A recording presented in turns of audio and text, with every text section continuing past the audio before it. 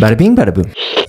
Shannon Gilbert was an escort, and the way that her business was set up, she had to split her earnings with Michael Pack. Michael is her driver, so he would keep a third of the profits, she would keep the other 2/3, and at first glance, it's kind of an unfair split situation because Shannon is doing most of the work. Michael would just drive her to the client's house, sit outside, parked, and then drive her back. He never interacted with the clients. But I guess maybe he's there as extra protection to make sure that she's still coming out of that client's home unscathed and alive, like the way that she went in. Shannon was an escort. Her family knew. They begged her to stop. And, it's not one of those toxic situations where they were like, what will the neighbors think? They genuinely were just worried for her safety. And she would always reassure them like, Mom, it's no big deal. I'm always safe. I'm always cautious. I have a good head on my shoulders. I'm doing this so that I can pay off some of my debt and maybe try to find a way to get through school. Shannon was working without the protection of an agency. So usually an agency kind of works as like a protection. They handle all the client intakes, outtakes. They make sure that you're not kidnapped on the job. They do all of that.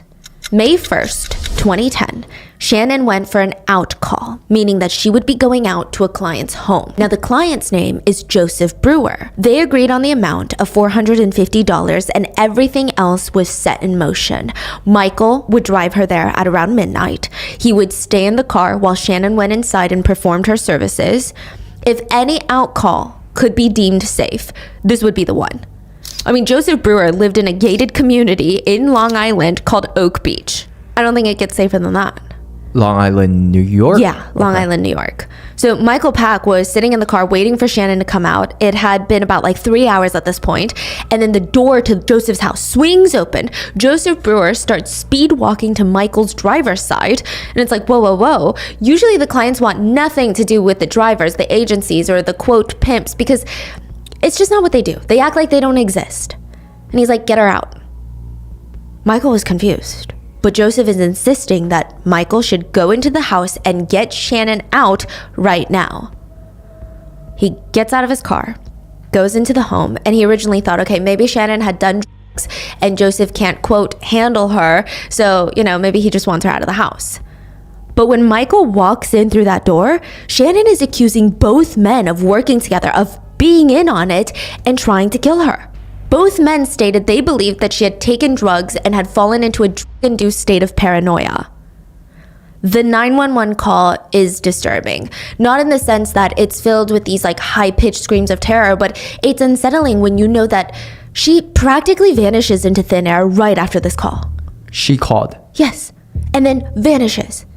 Shannon was on the phone with police in a rather family-oriented gated neighborhood, and she was able to talk to multiple different neighbors asking them for help before disappearing before the police could even arrive. State police. Yeah, there's somebody after me. I'm sorry? There's somebody after me. Where are you, ma'am? I don't know. She kept reiterating to dispatch that someone was after her. She sounded a bit more confused than she did terrified, and most of the important parts of the call are Shannon, Joseph the client, and Michael the driver having a conversation that is being recorded by 911, and most of the men's side of the conversation is inaudible.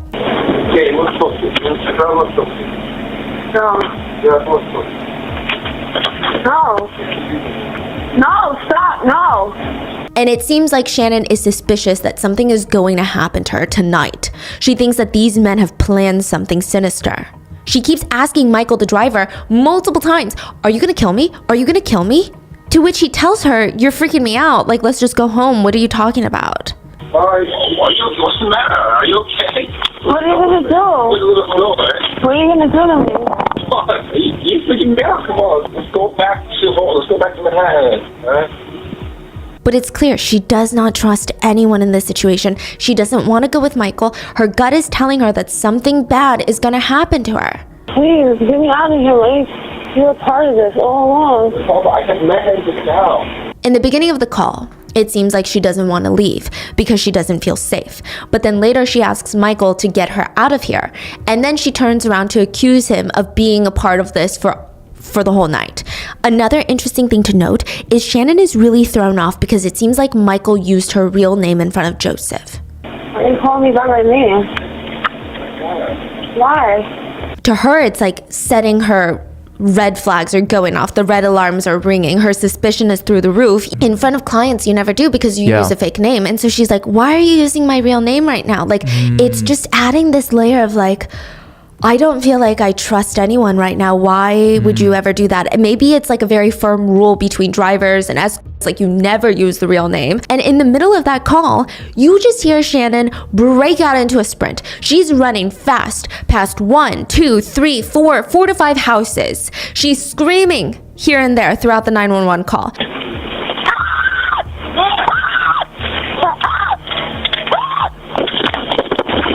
And about 4 to 5 houses down, she starts trying to get help from one of the neighbors, a homeowner, Gus Coletti. He keeps asking her what's wrong, if someone is after her, what's going on. She seems to be talking to him, but it's inaudible through the call, and he tries to tell her to calm down so that she doesn't hurt herself. But she ends up running out of Gus's house, running down another few houses, 4 to 5 houses, about 0.2 miles down, and starts asking for help from another neighbor.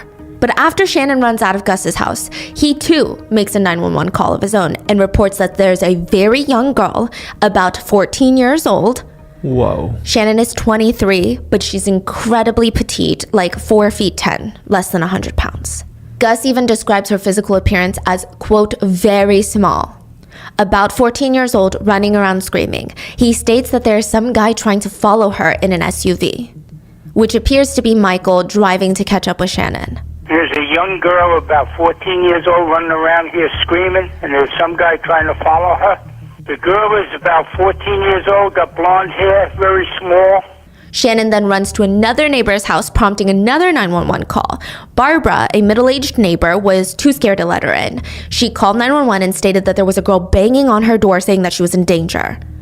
Barbara states, I don't see any danger though, and we live in a gated community. 43 the Bayou. Some woman is knocking at my door. She says she's in danger.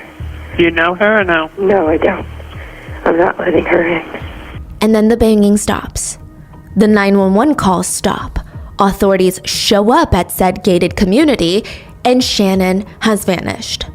She's gone. And she would never be seen alive ever again. John, the client, and Michael, the driver, would both be ruled out by the investigators as being involved in Shannon's disappearance.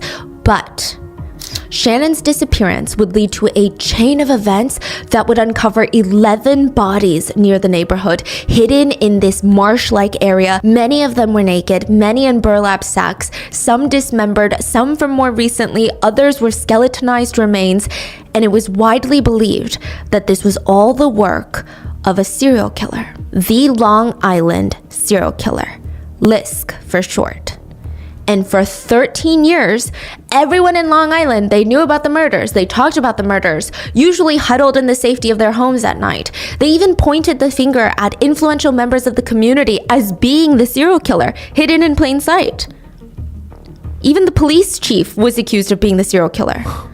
Until finally, July 13th, 2023, 13 years later, the suspected Long Island serial killer was caught and arrested.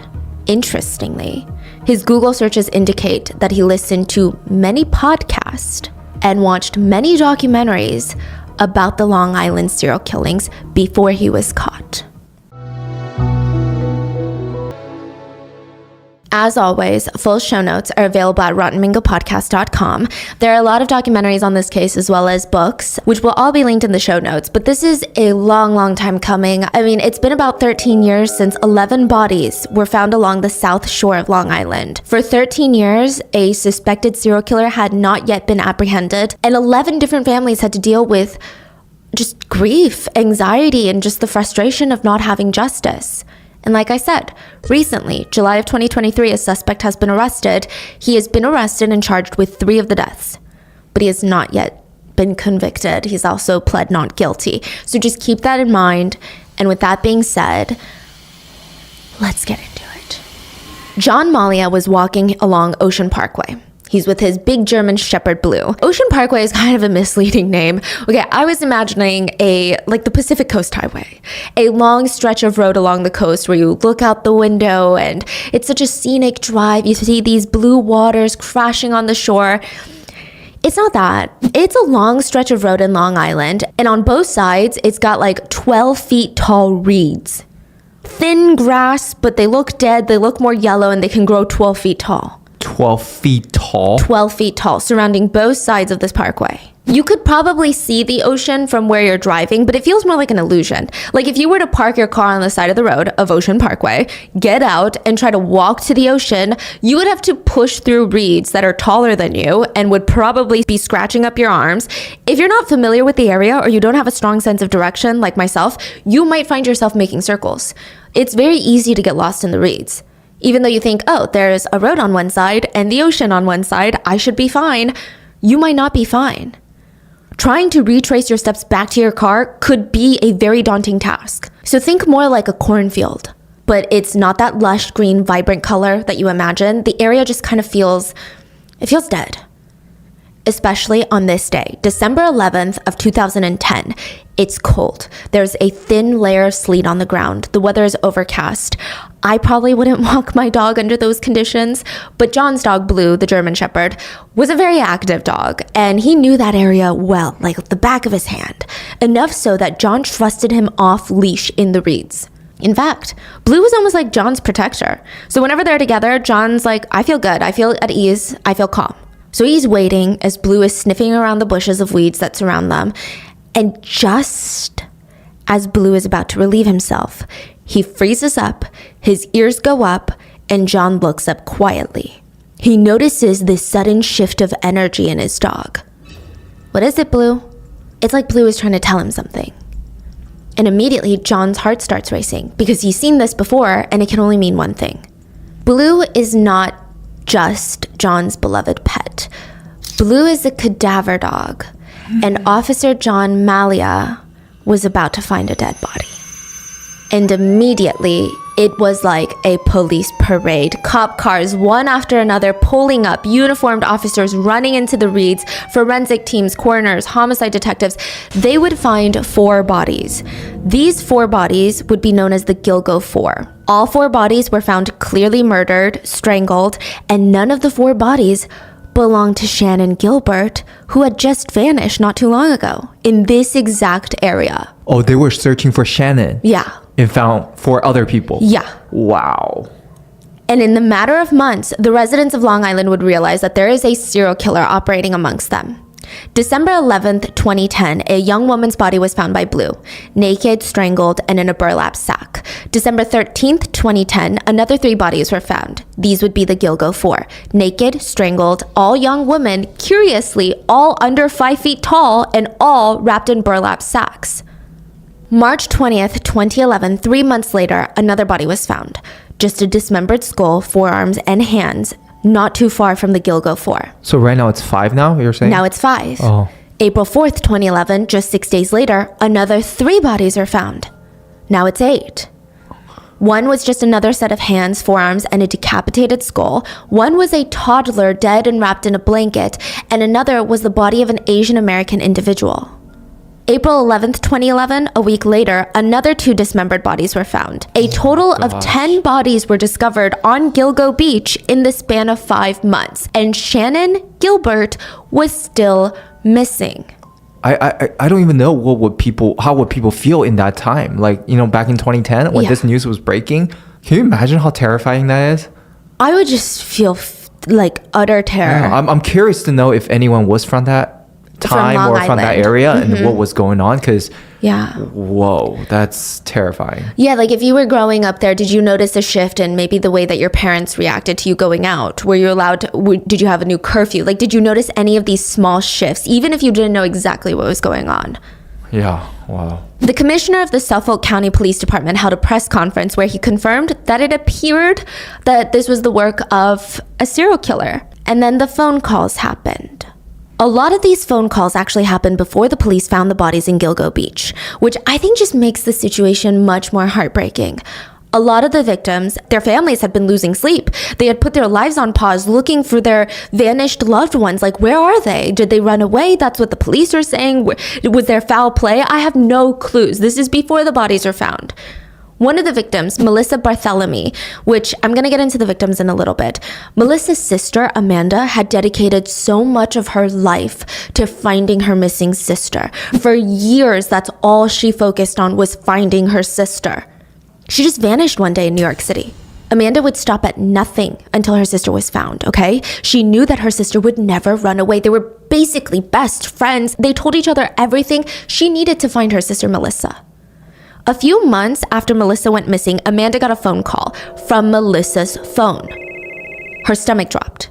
She rushes to pick it up, hoping to hear her sister's voice on the other line, apologizing for not being in touch and having this big old grand excuse of why she went off the grid. And she's like, Melissa. Instead of hearing Melissa's soft voice on the other end, it was a man who said, this isn't Melissa.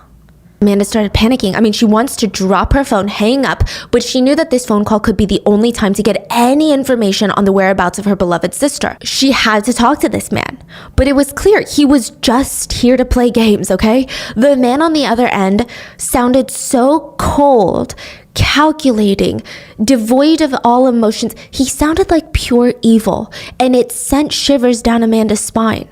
He would calmly say the most heinous things to Amanda. Are you going to be a whore like your sister? Wow. And then he would hang up, leaving Amanda to feel anger, fear, grief, but also like pure determination to find her sister despite this evil man. And that's just the start of the calls. The man continued to call for the next year.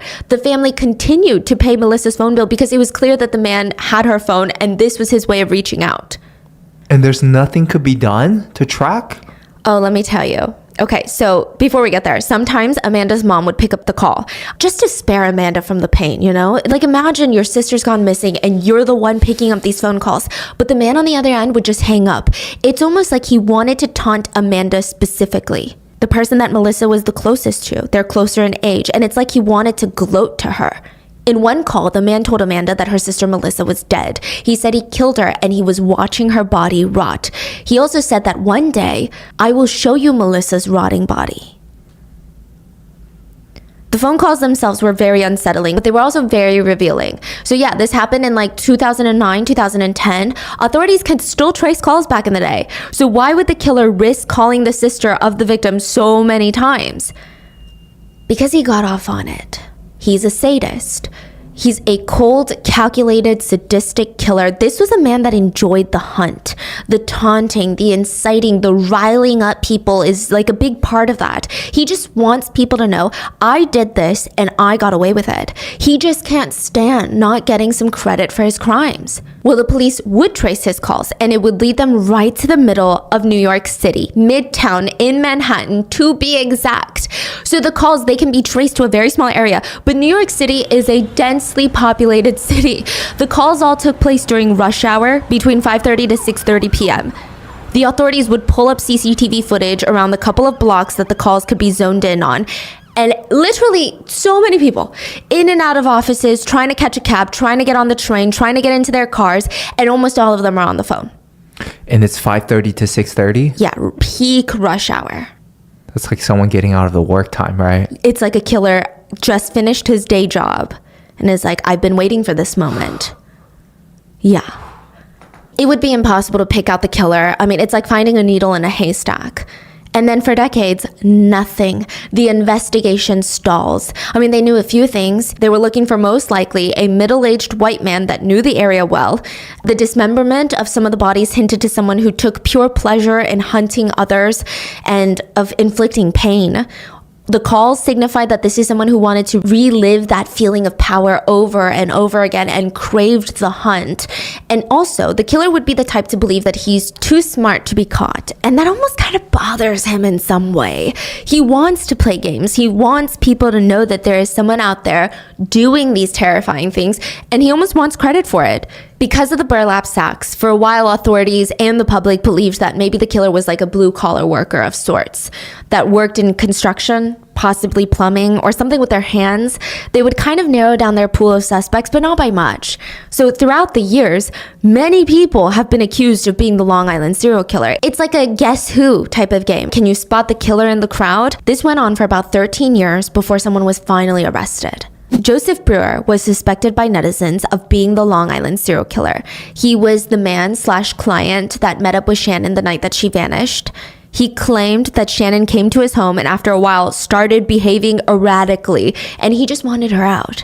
She was convinced, though, that everyone was out to kill her. So, I mean, I can see why he's a suspicious person in the grand scheme of things. Also, the bodies are found really close to the gated neighborhood that Shannon went missing.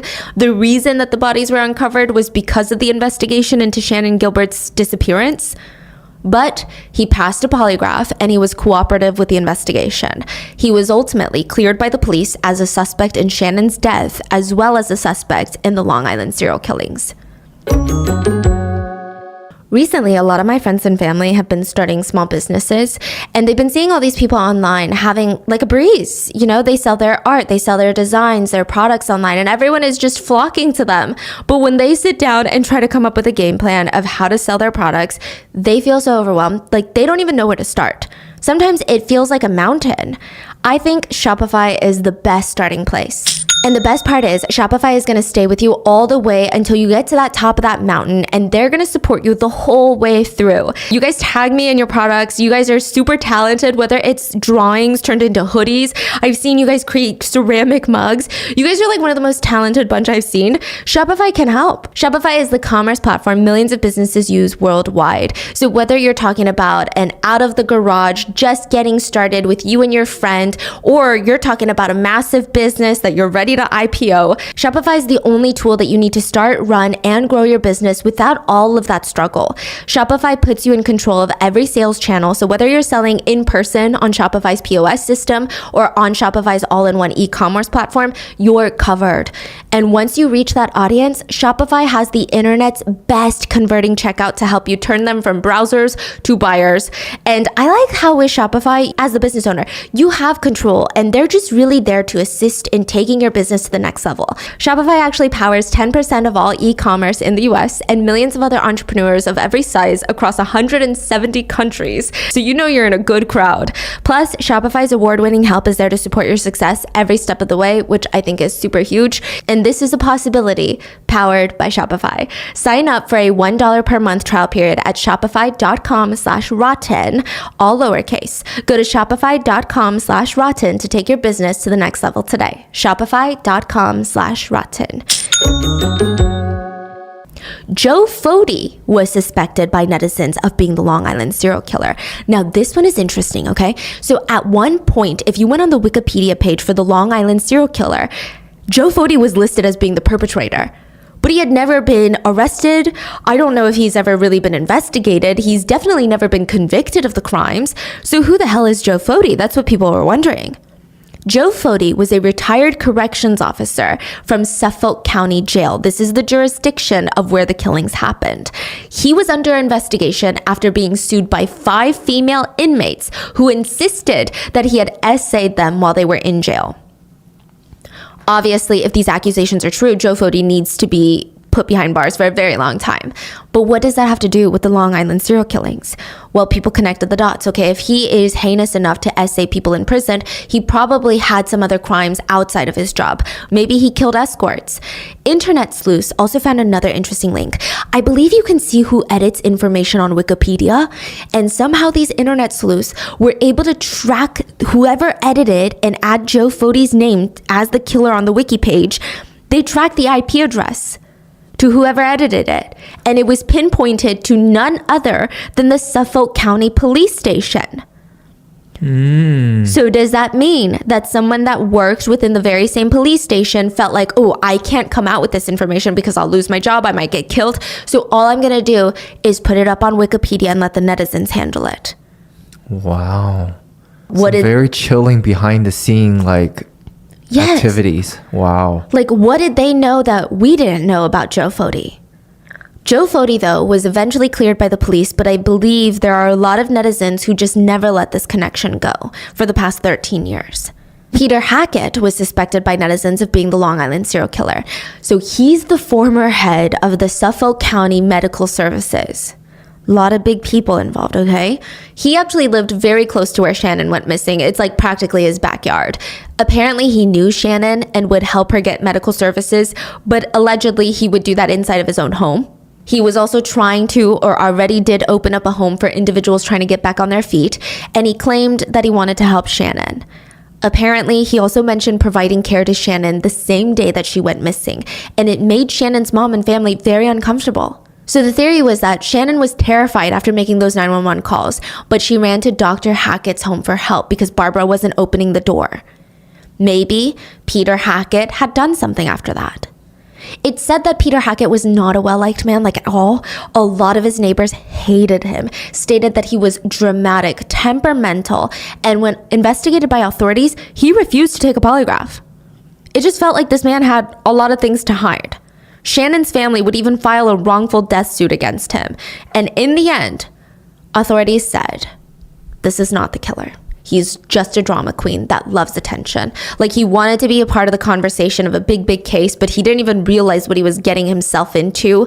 At times, Dr. Hackett would allegedly pretend to have a heart attack when he did not want to answer a question about the case. He was said to have dramatically clutched his chest and said, "My defibrillator," before dropping to the ground. Like he's pretending? Yeah. There was no evidence linking the doctor to the case, and he was dismissed as a suspect. And then Joel Rifkin was the next netizen-appointed suspect. Is it Joe? Joel. Joel. Oh. If you guys don't know Joel, he's a serial killer. He operated in the late 80s, early 90s in New York, and it's assumed that he killed anywhere between 9 and 17 victims while he was active. Let me know if you guys want a deep dive on this case, but he was a brutal killer. He would remove teeth and fingerprints from victims. His very first murder, he put his victim's head in a paint can before leaving her in the woods of a golf course in Jersey. The majority of his victims were sex workers, so there is that eerie connection, as most of the victims found dead on the Gilgo beach were sex workers at the time of their deaths. But Joel Rifkin was already in prison, and he stated that he wasn't involved in these killings, which, like, okay, fine. Would we really take his word for it? But when asked about the case, Joel said that he thinks the person responsible would have had a job that allowed him to be in the reeds, the brushes of Ocean Parkway without being suspicious. Maybe a landscaper, some sort of construction contractor, or even a fisherman. So for the longest time, most media publications were like, it's got to be like a clam fisherman. So Joel was accused, but the timelines just didn't add up for when he was incarcerated and then when some of the other murders had happened. James Bissett was accused by netizens of being the Long Island serial killer. So there are a few reasons. James was wealthy and financially independent, which was what a lot of experts guessed about the killer. He owned a local aquarium and a plant nursery. His company was also a major supplier of burlap in the area, which was the material used to wrap a lot of the victims' bodies, okay? Now, he passed away by his own doing in 2011. And everyone thought, okay, well, maybe the serial killer hasn't been caught because they're already dead. And that's why that the police can't catch them. Because if they're still alive, they're probably still committing crimes. Or people speculated he only knew that it was a matter of time before authorities came knocking on his door after the bodies were discovered, so he took his own life. Interestingly enough, he actually passed away the day after another set of bodies were found. So yeah, the circumstances, they paint a very suspicious picture, but they're all just coincidences. The police have stated that James was a completely innocent man that happened to take his life at a time that people were frantically trying to draw any sort of connections to any man living in the area. So this one was just very unfortunate timing, they said. Then John Biltroff was another internet suspect for the Long Island killings. Why does every single person's name start with J? Yeah. That's okay. Anyways. Yeah. He was a carpenter that had already been convicted of strangling 2 women who were both escorts and was even a suspect in the death of another woman, also an escort. He committed his crimes in Long Island. He was active during the 90s and like God knows how long, because it wasn't until 2014 that he was arrested. He's currently serving in prison for his crimes. And side note, apparently one of the calls that the victim's sisters received was traced to a place called Manorville, and that's where John was living with his wife at the time. But he was ruled out by investigators, at least for the Gilgo 4 killings. I believe he's still suspected of other killings, but not the Gilgo 4. And then probably the most sinister link, the most sinister suspect James Burke, the former police chief of Suffolk County, the jurisdiction of where all these killings took place. Once again, it starts with James. I know, yeah. Okay. Now, James Burke was thrown in prison, and he's quite, well, before this, he was a very well-respected police chief and influential figure in town. Everyone knew him, most citizens liked him, or at least he was respected to a degree, but everything fell apart when a dildo was stolen from his patrol car. December 2012, so a few years after the bodies had been found, a duffel bag was stolen from Police Chief Burke's patrol car. So this is his work vehicle. This duffel bag was filled to the brim of explicit pornography and sex toys. Is that his? It's his. Yeah, we know it's his. Oh, he just have a full duffel bag full of it? Yeah. It's not like confiscated by a criminal and he's like, oh, I got to bring this to evidence. To evidence? No, it's not. It's not a situation where he's like, Just I just personal arrested. belonging. Yes. Okay, in his patrol that's car. Not normal. Yeah, why would a police chief have a bag of these items in his patrol car, like his work vehicle? Yeah. Chief Burke knew that that's what everyone's going to be asking him. So in an attempt to shut this situation down, he catches the thief that broke into his patrol car and stole that duffel bag. I don't know if the thief thought it would be drugs in there or money in there, but it was not what he was expecting. He throws the thief into the police station where he was chained to the ground. And Burke is thinking, okay, maybe the thief doesn't know what's in the bag because he seems like he's on drugs, so maybe that's clouding his memory. But no, the thief knew and he called Chief Burke a pervert straight to his face. Chief Burke blew up, screaming, slapping, punching, kicking the thief till the other officers, his subordinates, had to step in and stop him. Every time I asked for a lawyer, I got hit again, I got choked, I got punched, I got slapped, I got kicked. Chief Burke was sentenced to a few years in prison for the assault, and a lot of the community still supported him at the time. But the question is, what the hell does this have to do with the Long Island serial killings? There was an allegation that Chief Burke was a client of sex work. This is an allegation, but one sex worker approached the families of the victims and allegedly stated that Chief Burke forced her to perform sexual acts on him after being busted for, I guess, legal term prostitution, but for sex work, you get it. The incident allegedly took place near where Shannon went missing. But again, none of this has been stated in court. Side note, he did beat the thief. Okay, that part has been legally proven, but I'm talking the sex work stuff. She claimed that Chief Burke would go to these drug-fueled parties with escorts in Long Beach and ended up having really rough sexual encounters with a lot of these escorts who felt too afraid to report him because technically they're engaging in illegal activity. He's the police chief. But more than that, the attorney that was representing Shannon's family said that allegedly Chief Burke was in charge of the Gilgo Beach investigations, and a photo had been put out by the police department of a ton of cadaver dogs being utilized to search the Gilgo Beach area. But allegedly, only one of them was a cadaver dog. The attorney stated that the rest of the dogs were props. What does that make netizens feel like? That makes netizens feel like this man wants to shut down the investigation. He doesn't want to do a thorough investigation, but why? Why? What a weird way of covering a case then. Like, what a bizarre story. Yeah, there's also rumors that the Suffolk Police Department wasn't that cooperative with receiving help from the FBI in the early stages of this case, which again, people were like, I don't understand. In a lot of cases, there are power struggles of jurisdictions. And, you know, you watch those TV dramas and the FBI and the police are like, no, this is my jurisdiction. But typically when it comes to serial killings, the FBI is involved. And they're welcomed, you know? A lot of netizens just felt like he's stalling the investigation and making sure nothing ties him to the crimes. So that was a very, very strong theory. By the way, James Burke is going to keep popping up if you're doing your own independent Googling on this case, but he's not the one that was arrested as the suspected Long Island serial killer. It's crazy because as I just went down this list, with the exception of James Bissett, who owned the nursery and aquarium, all of the other men, I'm like, okay, yeah. I mean, I can see why people think they're shady. Yeah, I can see that. And a lot of netizens believed if the killer was ever caught, it would likely be someone on this list or someone that people had heard of being connected to this case before. But July 13th, 2023, a man was arrested for his connections to the serial killings, and it was not anyone on the list.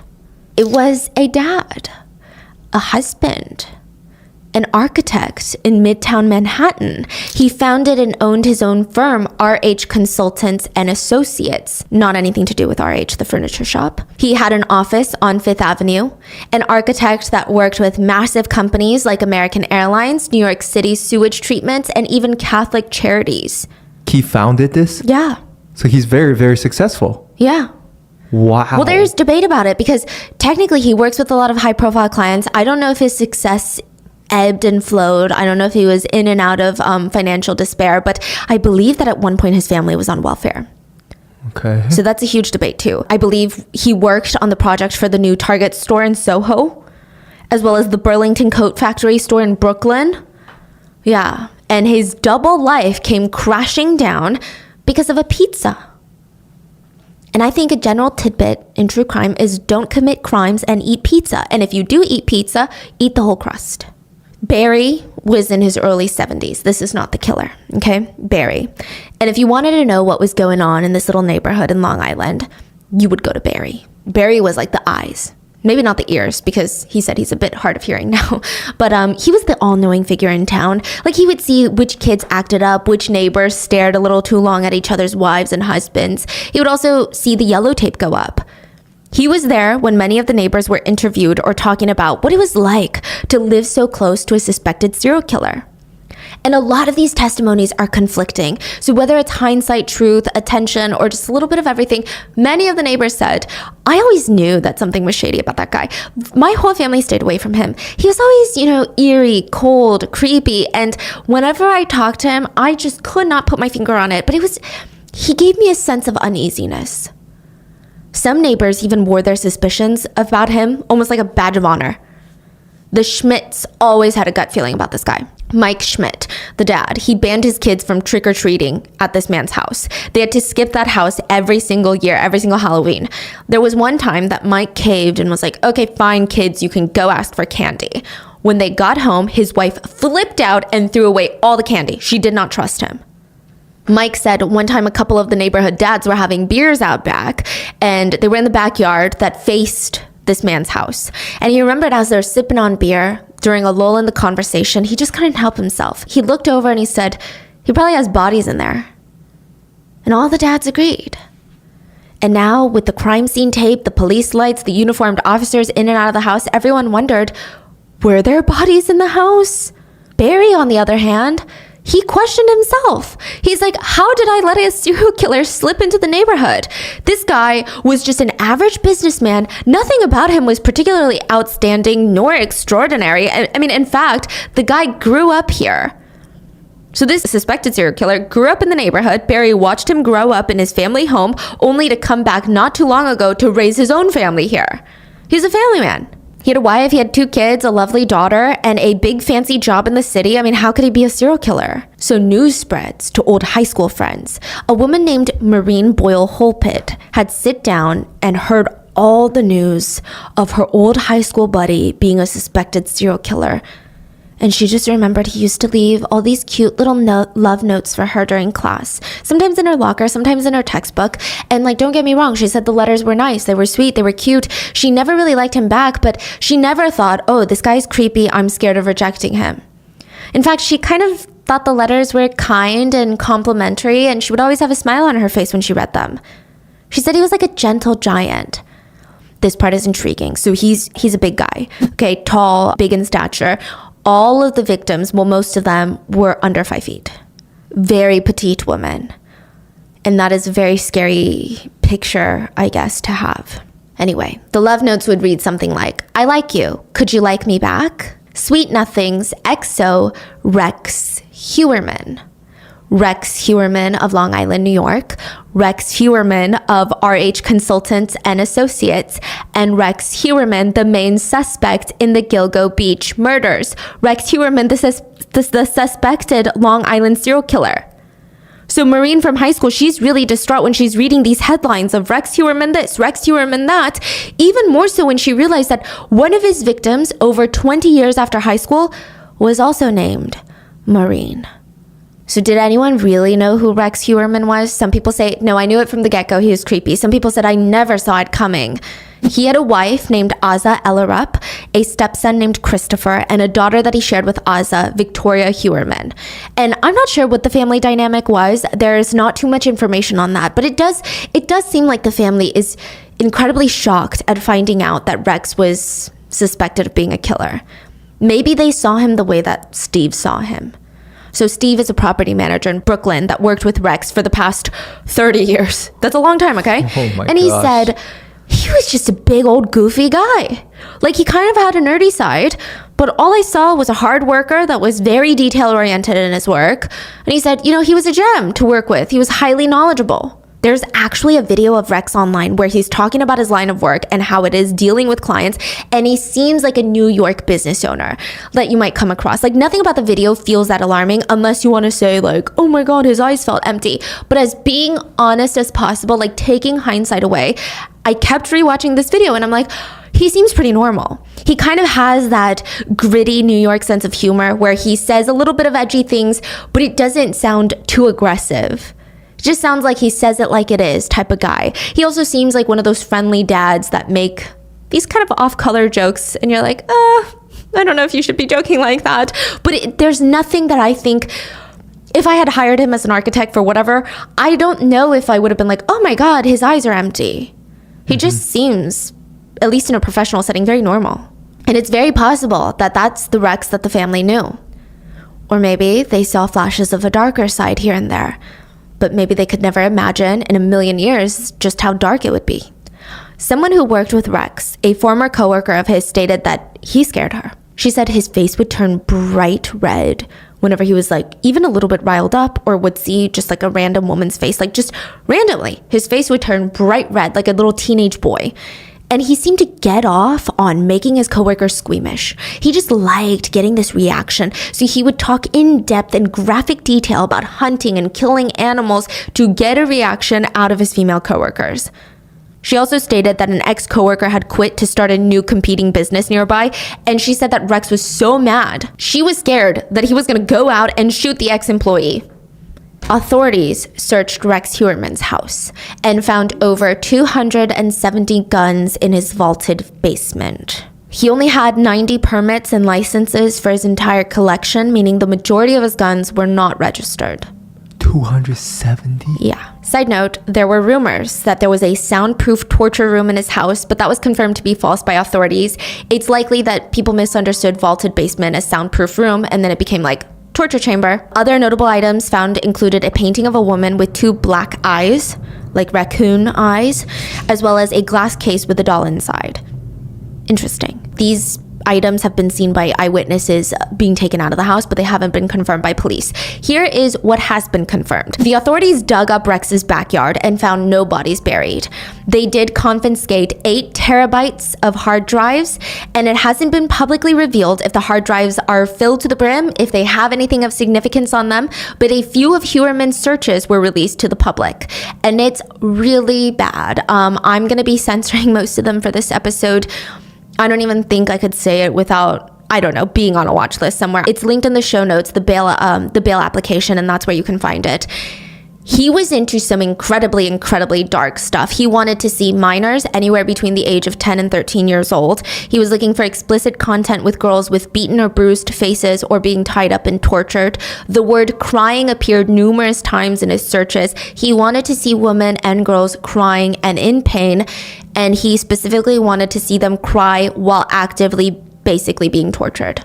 A very scary search that has been a topic of online discourse was specifically for a torture video of a redhead. Many netizens have pointed out that his daughter has red hair, and that just adds a very dark, sinister layer to things. His searches are terrifying. I mean, some of them just read, girl with beat up face, blonde hair girl, young depressed. It's just so unsettling. A lot of torture, a lot of violence, a lot of girls and women with the exception of like 1 or 2 searches.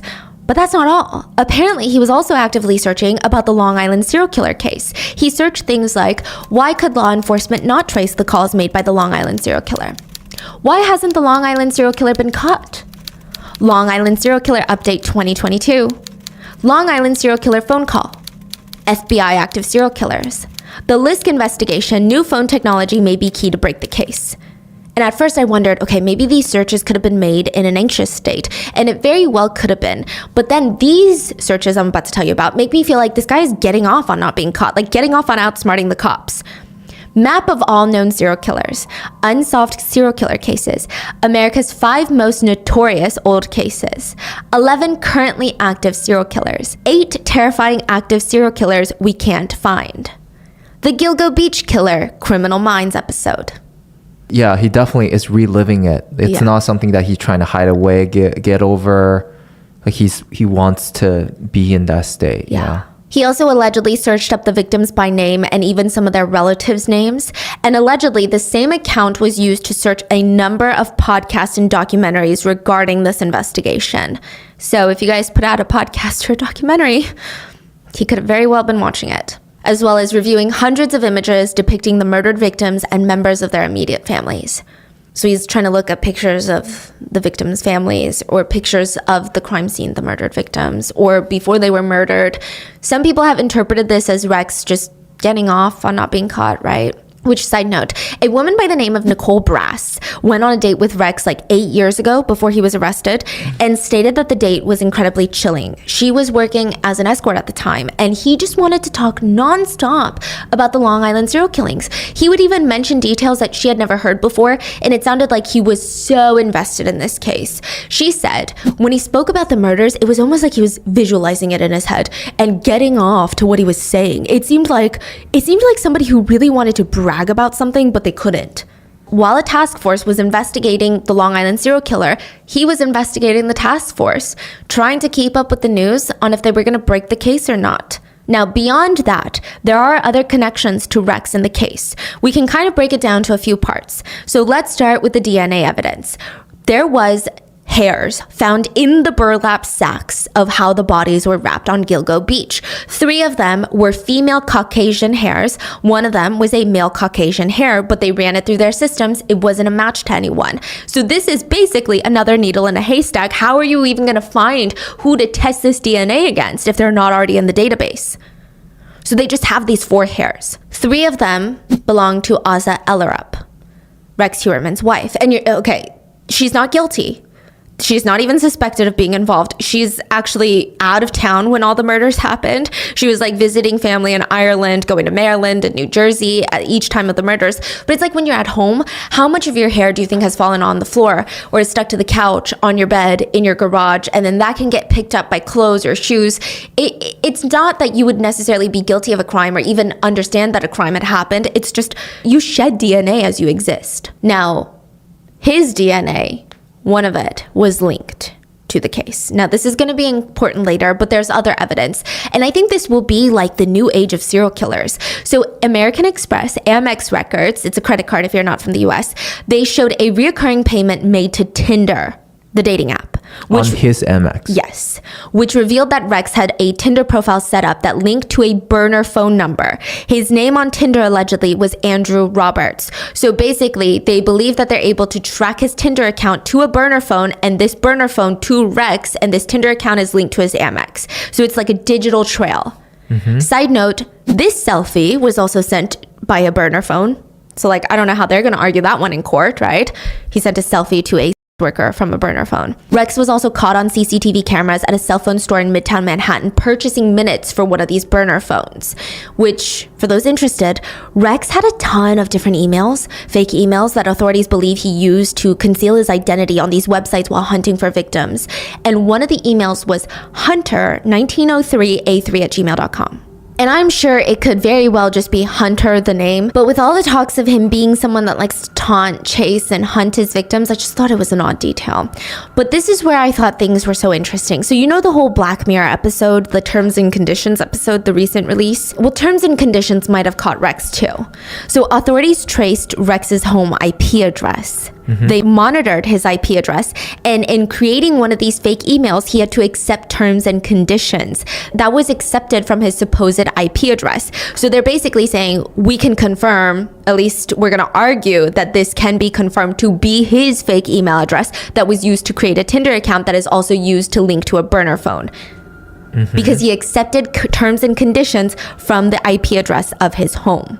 Then that same IP address was used to look up news about the investigation. So they're saying we can try to argue that he is looking up news about his supposed own investigation.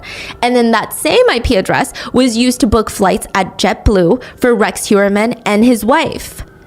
So it's like we can all connect these things to Rex because of his IP address. Right, because IP address is the same for Rex and for all these fake identities. Yes, but also he's like using the same IP address to book a flight for Rex Heuerman.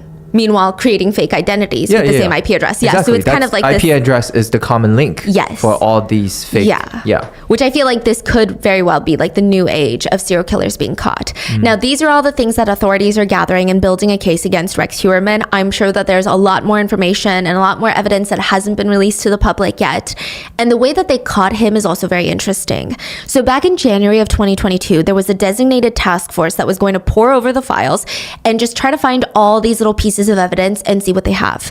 In March 2022, they keep coming across their very first lead, which had been there for decades, over a decade, and it's this car. One of the first victims that was discovered vanished on the beach. There was an eyewitness who saw her and was like, before she vanished, there was this Chevy Avalanche that was like there, this old Chevy. They like, I believe they gave the license plate names, and that car was believed to be driven by the killer. And in 2022, they traced it to Rex Heuerman. Now, that's when they started investigating him, and they uncovered the alleged burner cell phones that Rex allegedly purchased to arrange meetings with three. Wait. I'm so sorry. That's it? Just a car? Yeah. And a lot of people are like, how did you not investigate that earlier? But I guess they didn't think that it was a big lead. Oh. Yeah, tell me about it, okay? A lot of people are mad. Okay. Yeah. So then they started investigating Rex. They're like, this guy is buying a lot of burner phones. A lot of these burner phones can be connected to be in contact with a lot of the victims' phones at one point or another. All of his locations can be traced to when those phone calls to the victims came out. He was in that area. His own personal cell phone pinged him in that area, which was also very close to his Midtown office in Manhattan. So it would make sense that he got out of work and then made those taunting phone calls if it indeed is him. On top of that, they pull his Amex records, and there were numerous instances where Rex was buying something in the same general area as he was calling. So like right after a phone call was pinged in Midtown Manhattan to one of the victim's family members, he would be purchasing like a hot dog in Midtown Manhattan.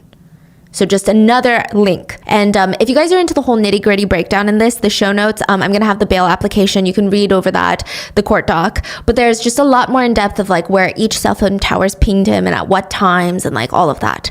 They also have the hairs from the Gilgo Beach 4, and they needed to test Rex Heuerman's DNA. He ends up throwing away a pizza box in a garbage can in Fifth Avenue, like on the side of the street, one of those public trash cans, while leaving work. They get it. He's not a crust eater. So his DNA is left all over that pizza crust. That pizza box was brought in and the DNA was a match. Now, it is again important to note that even though Aza Ellerup, the wife's DNA, was a match to the hairs found on the bodies, authorities do not believe that any of Rex's family members have been involved or to even have knowledge of his crimes. In fact, authorities found multiple travel records that Aza, his wife, was out of town when the murders took place. Like I mentioned. If this is all true, then it's likely that he timed so that he could kill when he was alone. It's a tricky situation because, you know, obviously there are so many victims with ties to this case and all of their families who have been searching for justice and answers. And I can't imagine that the type of pain that they had been experiencing for the past 13 years. But I hope I can gently point out that typically serial killers have a lot of victims, and it's not just the victims they killed and not just the victims' families, but with a lot of serial killers, they were family members, you know, and a lot of these family members, they were floored to find out that the person in their life had a double life.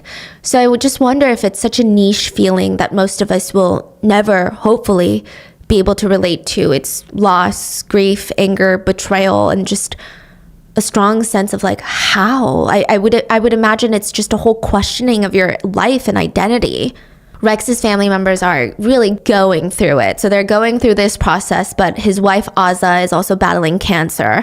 Her health insurance runs out soon because she was covered under Rex's work plan. And their son Christopher has a disability. And I'm not saying this to be like, oh my God, guys, they're the only victims in this case. Trust me, I'm not. But I will say that the police have been a bit rough with the way that they approached the Heuerman family forget Rex, I'm talking about his family. They were essentially kicked out of their homes. The family have reported that the home has been completely trashed. So essentially the police during the search warrant, I will say they were thorough. They even cut up a bathtub in the family home to make sure that there was no evidence or bodies hidden inside the bathtub. And additionally, authorities did not give the family time to ensure the safety of their 2 family cats. So thankfully, Christopher's service dog is fine, but it adds another layer of pain and messiness to this case. Now, there is a quote from Anthony Saint Martin that just kept popping up in my mind while we were researching this case, which is, if we never experience the chill of a dark winter, it is very unlikely that we will ever cherish the warmth of a bright summer's day. And I think that applies strongly to the victims in this case. These were good people that had fallen into hard, dark winters, but most of them, their family states, they never stopped providing warmth to everyone around them. Even if they themselves were out shivering in the cold, they still were bringing happiness and smiles and joy to everyone around them. And I think that's what we should focus on. Megan Waterman was the first of the Gilgo Beach bodies to be identified. She was 22 years old. Her family said if you had just met Megan, you would fall in love with her. She was hilarious, super witty. She had a very pure heart. And maybe that was hard for her to be in a world that is pretty cruel, and maybe it's hard for her to understand that not everyone has the level of love and compassion that she wanted to have. And one of the biggest things during her childhood was she felt abandoned by her parents. Her mom lost custody of her. She was raised by her grandma, and eventually that frustration and anger and confusion about this world, it led her to feel rage, just a lot of rage. She fell into drinking as a teenager, and she had this turning point in her life where she found out that she was going to be a young mom. This is in her late teens. And she's like, okay, now I really have to straighten out my life. I want to be the best mom I can. I want to be the best example for my future daughter. She stops drinking. She starts working, saving up. And her goal was just to give her daughter everything. Her whole life changed after being a mom. Her priorities were changed. And we're all just like too familiar with how much money rules this world. And Megan, she's just trying to make money for her kid. And sometimes that was doing things that she didn't necessarily want to do. Megan had been back in touch with her mom, and her mom actually found out about Megan's job through a friend. They were like, hey, you need to check out Craigslist. So she started scrolling on Craigslist, and there was Megan, and she was shocked. She was like, I need to know what's going on. And it turns out that Megan had met a man named Akeem. At first, Akeem seemed like a really nice guy, aspirational almost. He was living a life that most people could only hope for. Like, he had time freedom, he had the financial capabilities to indulge in whatever luxuries he wanted. And Megan was like, I want that for my daughter. He told her escorting is the best way. And she was convinced. She starts posting on Craigslist and the Backpage, which is another website, and Akeem supposedly slid right into the role of being her pimp. He would drive her to her clients' meetings, and on this particular night, he took her to Long Island, dropped her off at a Holiday Inn Express, and then she vanished. CCTV cameras showed her leaving the hotel at around 1:30 a.m. She was seen alone leaving. Maybe she was meeting up with someone else. Maybe it was, And that was the last time she was ever seen alive. The second body belonged to Maureen Brainard Barnes. She grew up very pensive. She seemed like she could see connections that others couldn't see. So even as like a middle schooler, she wondered things like, is heaven a physical place or just a state of mind? She's having these very deep thoughts, and growing up, her head was just always in a book. Her nose was shoved in a book, and when she got really into it, she was so lost, it would take like a semi-truck honking its horn full blast for her to be like, oh my God, what's going on in reality? And that's not to say that she was out of touch or living in her own version of reality. She just really loved getting lost in ideas and connections and stories. Her favorite book for a while was The Da Vinci Code by Dan Brown. And her thing, Maureen's one thing was life is full of mysteries. And, a lot of people, they'd be like, what's the point in trying to figuring it out? But Maureen was a firm believer that the answers were just right there for anyone who dug deep enough. And her eyes would light up when she would tell her siblings about what she had just read. And this is how she grew up. And sure, she went through like a rebellious phase, but she was skipping school to read books. So it's not like the most thrilling way to break the rules, if you ask me. But I think what made her very special was the very thing that made it very hard for her to be happy in this world. She was a very big dreamer, and she hated the idea that not everyone was that.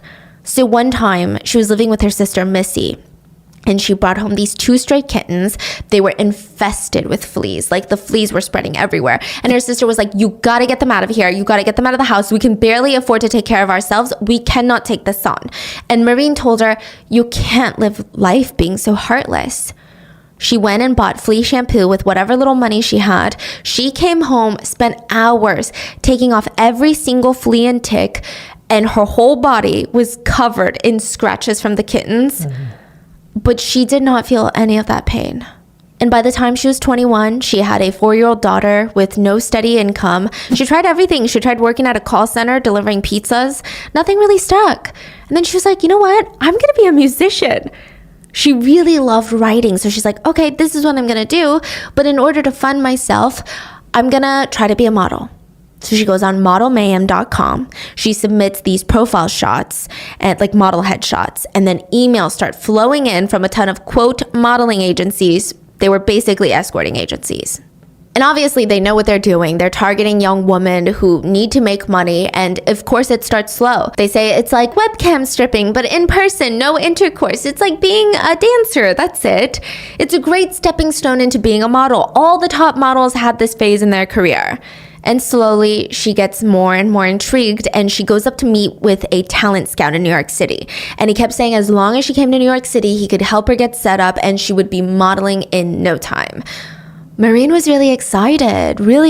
So right off the bat, the first day, it felt like the possibilities were endless. She was told about how much money she could make, about how this was the start of a successful life for her and her daughter. And soon enough, she was on Craigslist. And she usually went by Marie or Juliana, and it just seemed like she never told any of her family members about her job. Not even her sister Melissa, that she was super close with. In fact, Missy would ask, like, what are you doing in Manhattan all the time? And Maureen would kind of get a little bit touchy about it. It made Missy very nervous. Like, what would my sister be so touchy about? Why is she so sensitive when I ask what her job is? So most of the time, Maureen would meet with clients in hotel rooms, and she tried to stay away from doing out calls, which means that she goes to meet with the man, whether it's at their place of choosing, typically their home. But July 9th, 2007, at around midnight, she called her friend and said that she was doing an out call. That was the last time she was seen alive. When Missy and Maureen's brother found out that she was missing, they actually went to New York City, and they had a picture of Maureen, and they were just asking any passerby, like, have you seen this woman? Please, have you seen this woman?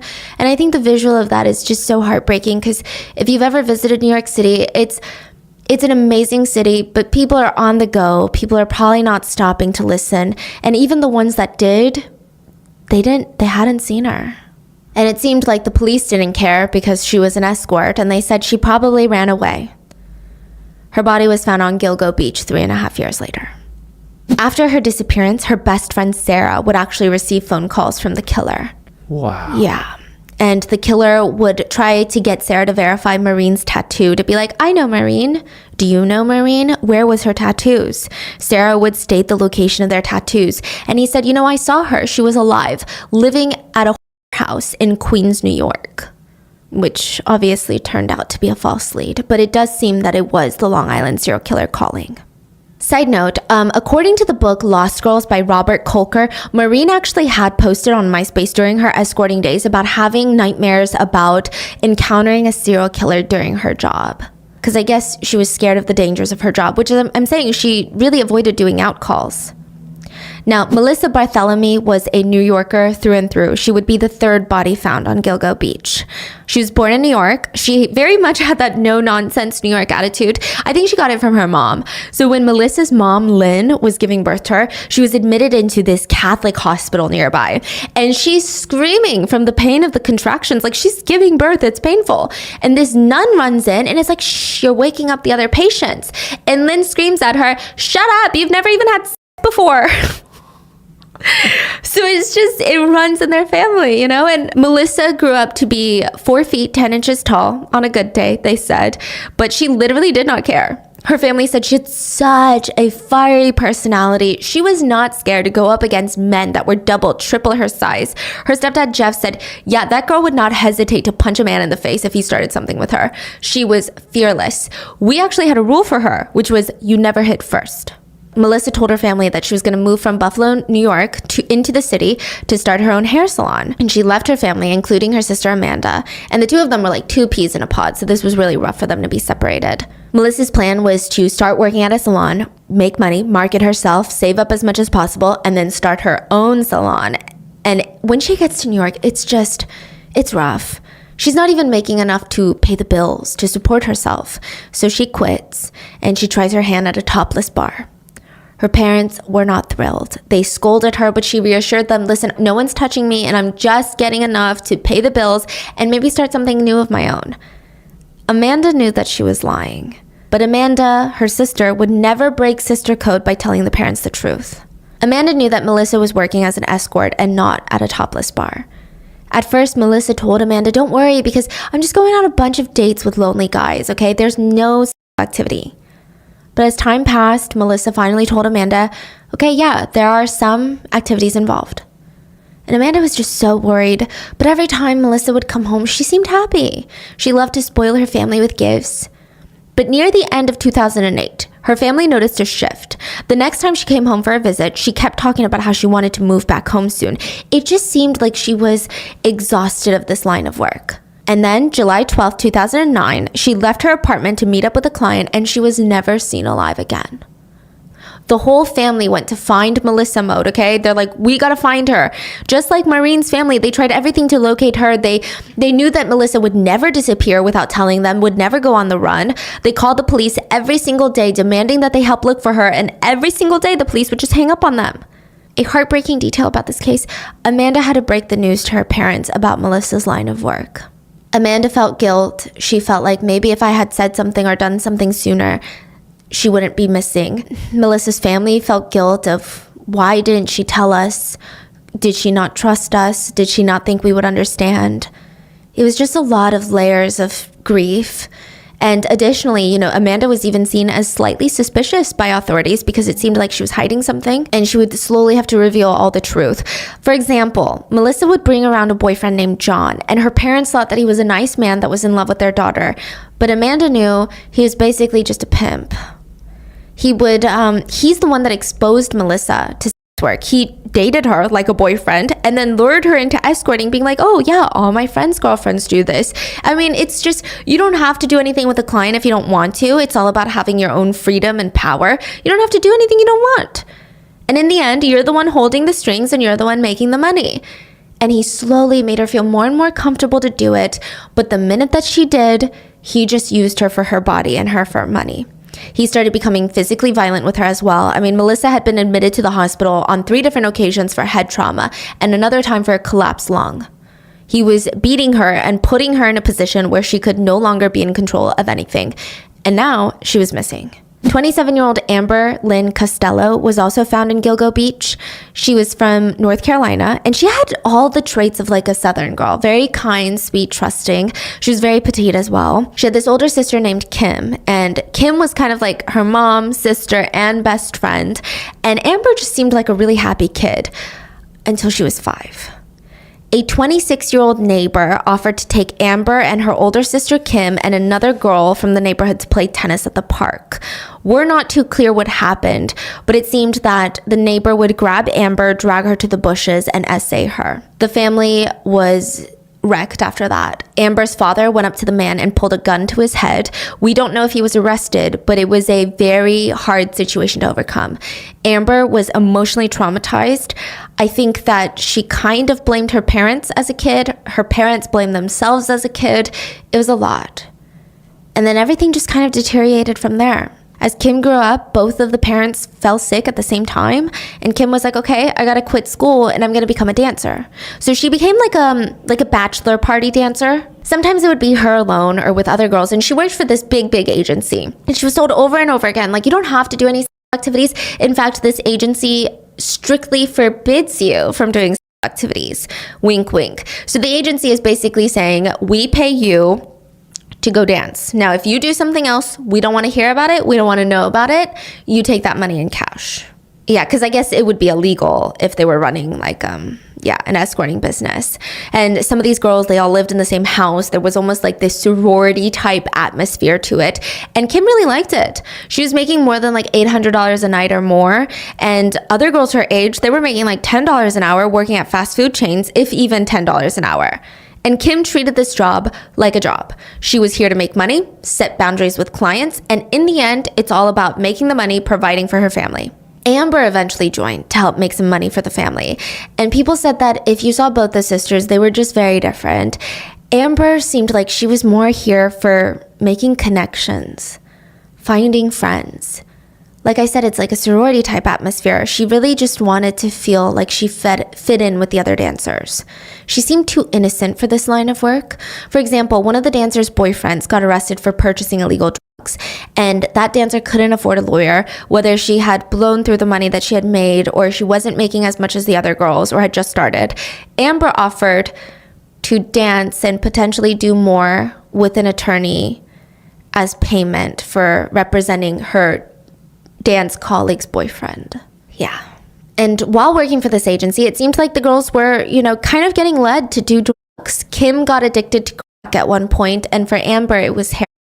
She was so addicted, she started stealing from her clients, and that resulted from her being let go from the agency.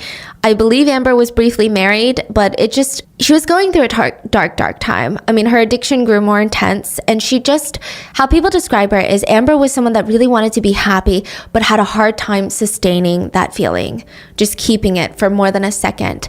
And it just felt like her life, she was just chasing happiness on all the wrong roads. She was an amazing person. She really was. As amazing as she was as... Because, the assumption is that there was a client targeting the escorts. I think the general consensus is that the Gilgo Beach 4 were victims of one serial killer. The initial 4 bodies that I just talked about, the way that they were killed, they seem to have strong links to one serial killer. And as of right now, Rex Heuerman has been charged with the deaths of 3 of the Gilgo 4. And it's suspected by authorities that he was heavily involved and is the culprit for the other of the Gilgo 4. So we're still going to go over the others, but keep in mind that they have not been definitively linked to Rex Heuerman as of right now.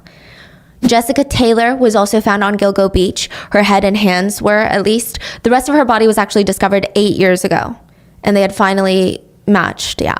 So about 40 miles away, her torso was found 8 years ago. There was another body found nearby, 24-year-old Valerie Mack. Just like Jessica, only her head and hands were found at the beach. The rest of her body was found 40 miles away. So are you saying that he... Yeah, dismembered her.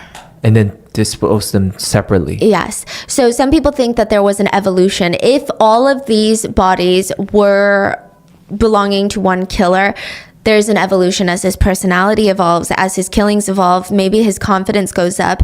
If this is true, because these bodies seem to have been from much further back. So people are speculating he might have dismembered them as an attempt to, because he's more anxious of being caught.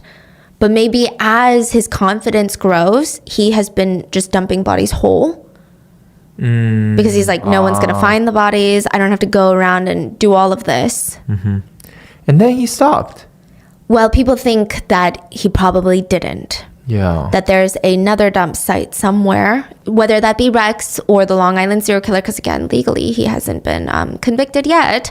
So just covering my butt there. So whoever it is, if they're still alive, the Long Island serial killer, they probably never stopped killing. Then there is whom the authorities refer to as, quote, Peaches, which I feel is a little bit disrespectful, but that is how she's often referred in this case.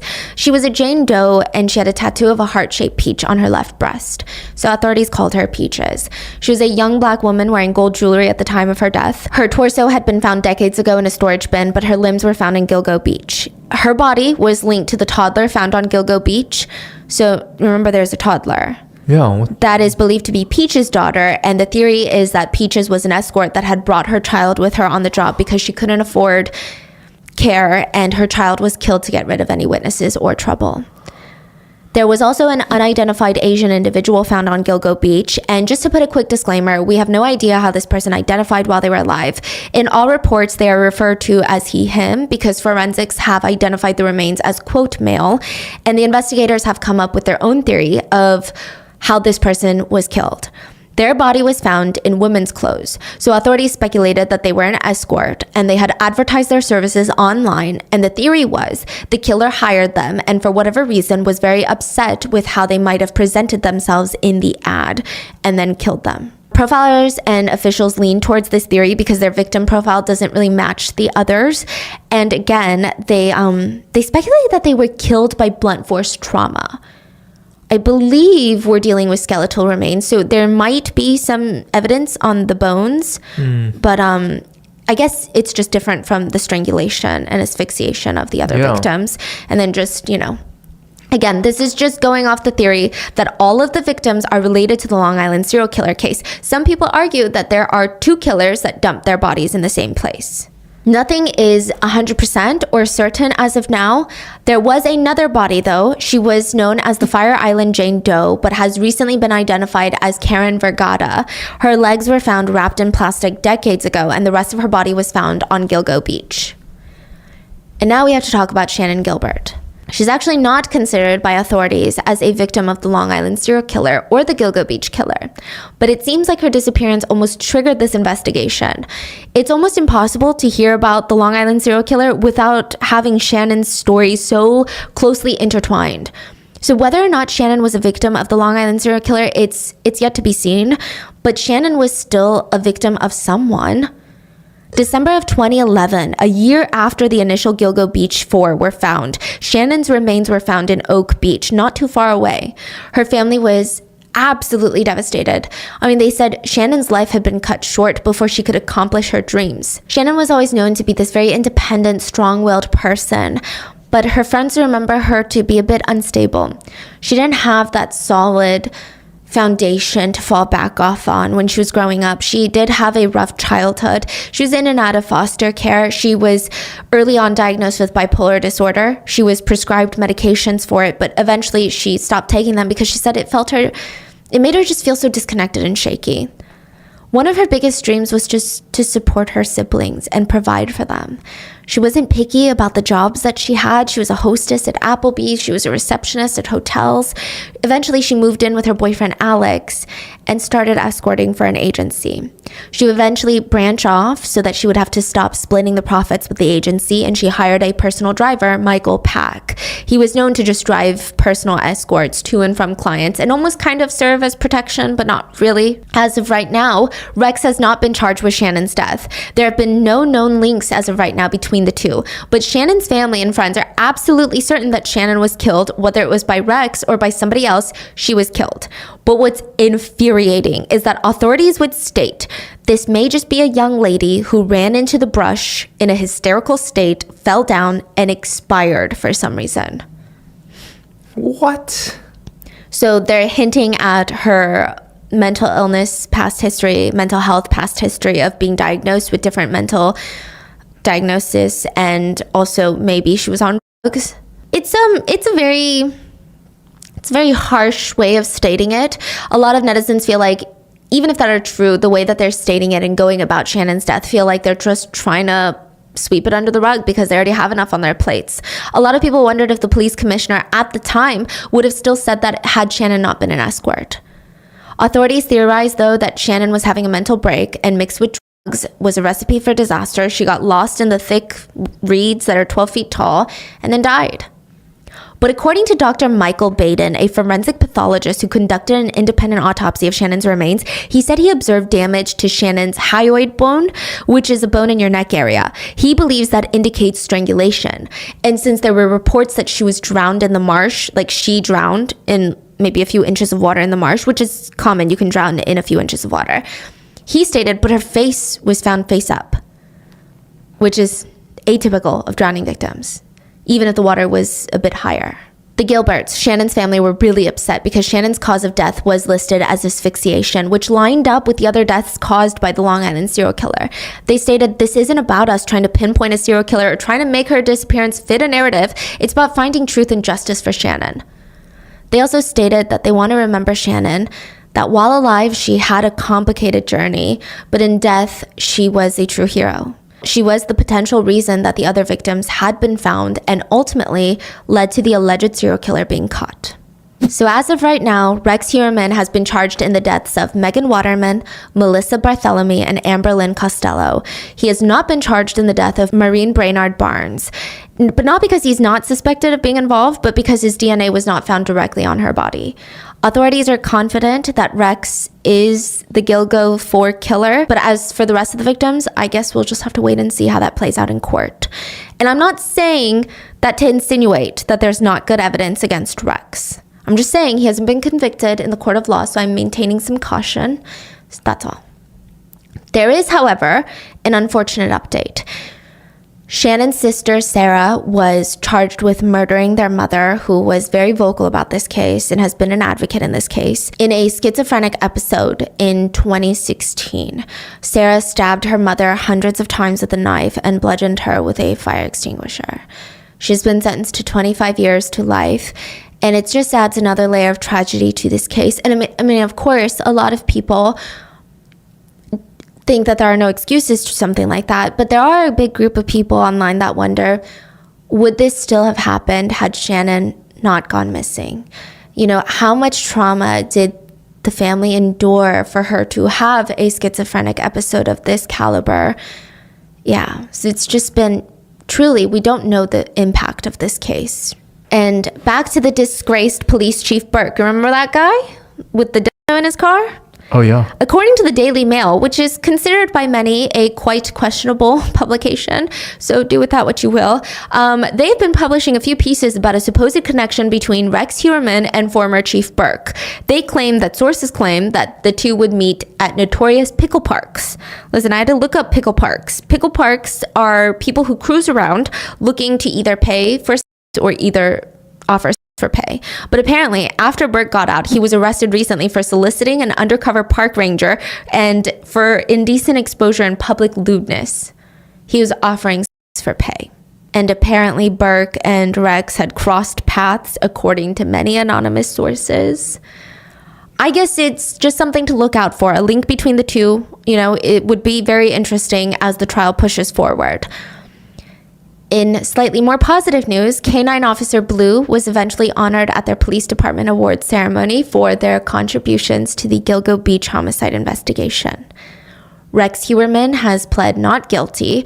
He's due back in court at the end of this month, end of September, so I imagine there's going to be a very lengthy process to justice, but the families, they've waited long enough. Jessica Taylor's cousin said, "I hope that she's remembered as a beautiful young woman, not just by her occupation at the time, but by everything else. She's loved and missed every day." Megan Waterman's sister said, "I felt anger and relief. It's starting all over again, you know? She was vulnerable, naive, a drug addict girl who was very influenced by this monster of a man." And Lynn, the mother of Melissa, said, "I'd like him to suffer at the hands of other inmates. Death is too good for him." And I guess one beautiful thing that has come out of such a tragic, heinous series of events is the victims' families have formed a very strong bond. They're leaning on each other for support and uplifting each other, and hopefully that will help them in their fight to justice. Suffolk County Police Commissioner Rodney Harrison stated, "Rex was a demon that walked among us, a predator that ruined families, someone that shattered lives, and not just one, but several, and maybe more, and I wish I could give you an answer. I can't tell you at this time. Is Rex Heuerman going to be held accountable for the other bodies on Ocean Parkway? Only time will tell." I guess we'll just have to wait and see what happens next. But what are your thoughts? Please leave it in the comments, and please stay safe. I will see you guys on Sunday for the mini-sode. Bye.